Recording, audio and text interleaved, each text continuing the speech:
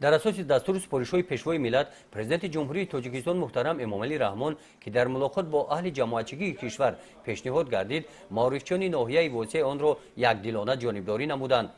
дар ҳамоиши навбатӣ ки бо иштироки омӯзгорон доир гардид нуқтаҳои асосии мулоқоти сарвари давлат оиди қонуни ҷумҳурии тоҷикистон дар бораи масъулияти падару модар дар таълим ва тарбияи фарзандон, қонуни ҷумҳурии тоҷикистон дар бораи танзими анъана ва ҷашну маросимҳо дар ҷумҳурии тоҷикистон, пешгирии зуҳуротҳои номатлуб дар ҷомеа, роҳҳои беҳтар намудани вазъи солимии ҷомеа мавриди баррасӣ қарор дода шуд. асоси ин мулоқот бародари азиз яъне дастури супоришҳои сардори давлатро ба тамоми мардуми шарифи тоҷикистон расонидан ва махсусан ба мо омӯзгорон дастури беҳтарин шед ки кори таълиму тарбияи насли аввалро дар асоси дастури супоришҳои сардори давлат баромонем.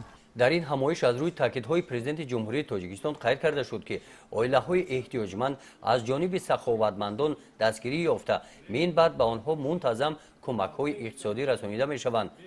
аз ҷониби саховатмандон пешниҳод гардид ки онҳо омода ҳастанд ба якчанд нафар эҳтиёҷмандон манзилҳои истиқоматии замонавӣ месозанд. гузориши хоҷа Назриф, Худойназар Зуҳуров аз ноҳияи Восе барои барномаи иттилооти Навид.